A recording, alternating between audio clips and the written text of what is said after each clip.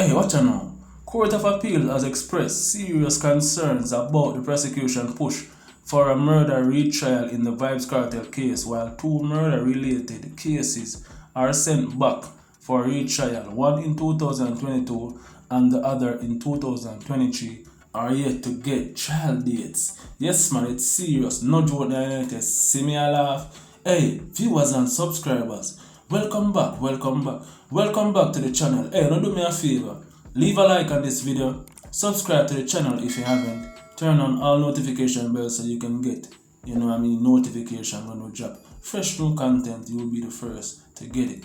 Yes man people, so it's the end of day 6 of Vybz Kartel court case hearing, and yes, he's still behind bars and yet awaiting the judge's final decision, or should I say the court's final decision, as you may say, on whether or not there will be a retrial. You know what I mean, people? So you know what else they have going to update on both the prosecution and the defense closing argument, is it? So to go and stay tuned, don't go away, you know what I mean? And now that we got that all out of the way, hey, cue the intro. Kaboom! You know it's Warlord representing WatchYahNow! The world I forget the stats, you know. You know it's WatchYahNow, me, and it's Warlord, Skystar leader. Kaboom! WatchYahNow!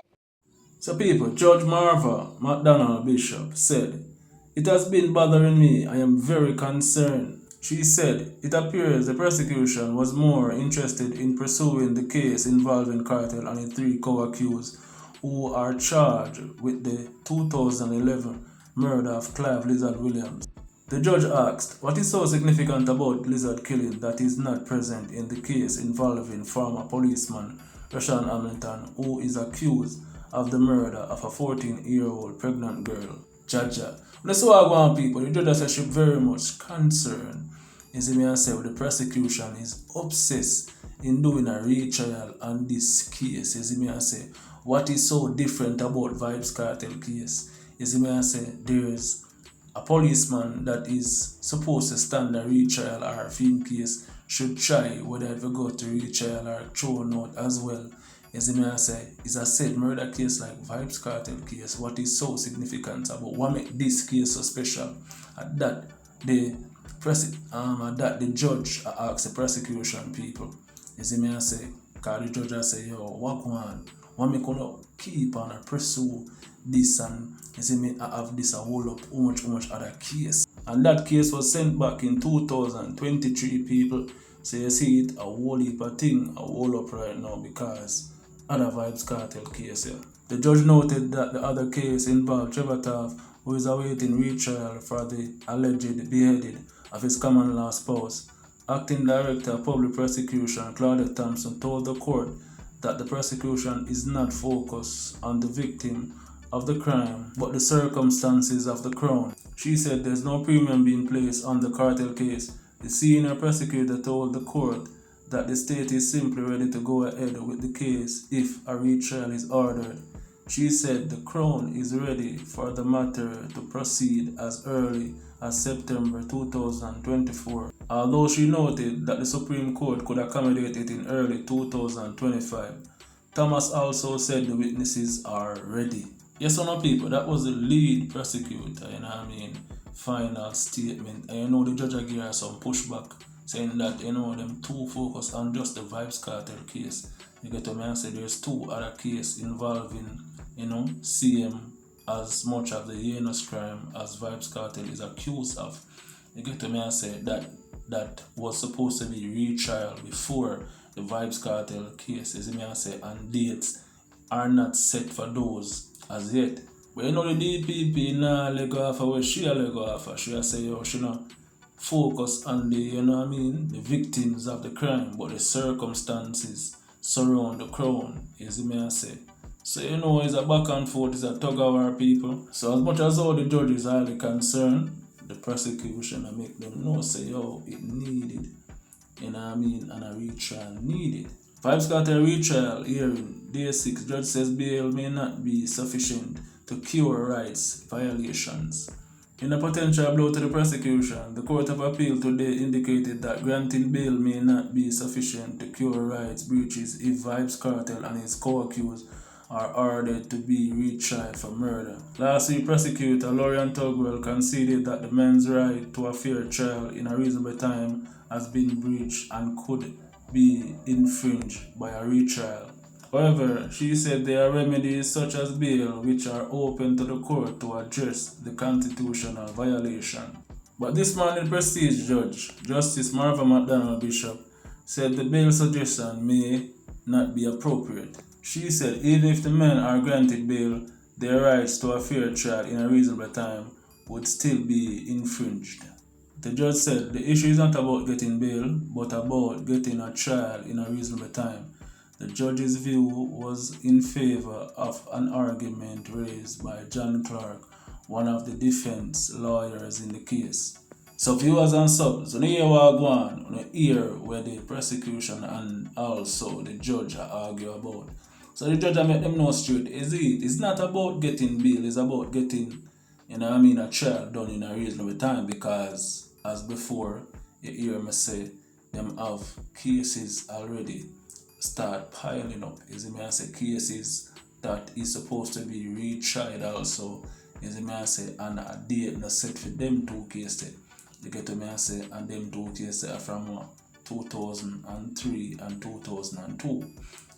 So now Vybz Kartel case now if them then not get a date for retrial, what time is Vybz Kartel case is going to be, retrial? If there was supposed to be a retrial anyways, you get to me I say, so the judge will give them some pushback on that. So them say it's not about, the crimes and the victim, it's about the circumstances surrounding the crime. You get to me I say, people. But all in all, I think the prosecution have fight to keep the artist behind bars, and that a freedom job. And the defense is supposed to come up with the best defense so the artist can, walk free. So, people, as Ben says, a tug of war, as he says, a back and forth situation, I say, but it's getting interesting, as we await the final, decision. So people are going to make on hear some things where Vybz Kartel lawyer now, Isaac McKenna explain, I say, and then, Finally, they actually roll over into day 6. Yes. And to just provide a recap of all the submissions made and the discussions happening over the past 5 days. Wow, it will require great memory to do all of that. But certainly the defense is saying no retrial. The prosecution is saying there can be a retrial. There was a breach of the fair trial right, which was the central issue of this case, and whether or not the court can order a retrial in the circumstances. Certainly for the defense, we would have presented affidavit evidence, which was a plethora of documents. As you can see, it went over into day 6, and even at the end of day 6, there were so many documents that the court was inundated with information that they now have to go through. I just wish to make clear that because of this, it is one of the reasons why the court now has to go through the information and have a written judgment, because this is a high public interest matter, and so the explanations coming from the court would be of great value. Something in your submissions that you made that I heard you present was saying, they were suggesting the prevalence of these kind of murder cases. Another thing that you had mentioned, breach of constitutional rights, and also public interests. Do you think those in that submission, do you think it holds anyway?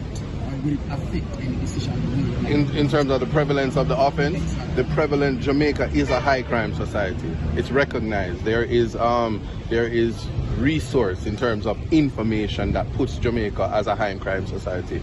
I think what we need to appreciate is that when it comes to constitutional rights, it shouldn't be taken lightly. And so if we're to give effect to the rights, it has to be on a spectrum. So while it is, I'll just say, the prevalence of the offense, it has to be weighed with the presumption of innocence. The circumstances of the court resources, the length, all of these are things that when it comes to the interest of justice. For instance, we have at least 744 cases this term alone at the Supreme Court where these persons either need to be on bail or want their matter pushed forward.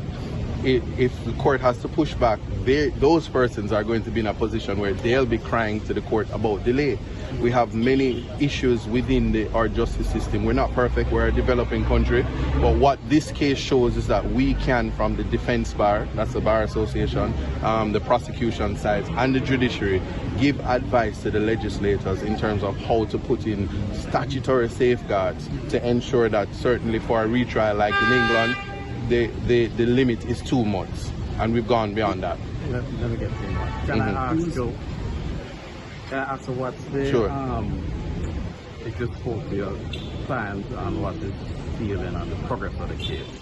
Certainly, in terms of the progress of the case, the client is anxious. There's not much you can tell a man who wants to get out of jail as to why is it being delayed or anything like that. It is a continuing breach, and that, as I said, that's certainly where it is. And so I have no comforting words for my clients, save and to say that the court has now made it clear that they're mindful of Mr. Palmer's illness, they're mindful of the length, and that certainly they have given a time, as in the maximum time that they will be able to write the judgment and be able to hand it down. As you mentioned before, with and the judge had alluded to a lot of cases, as you mentioned, 700 that are awaiting response in the system.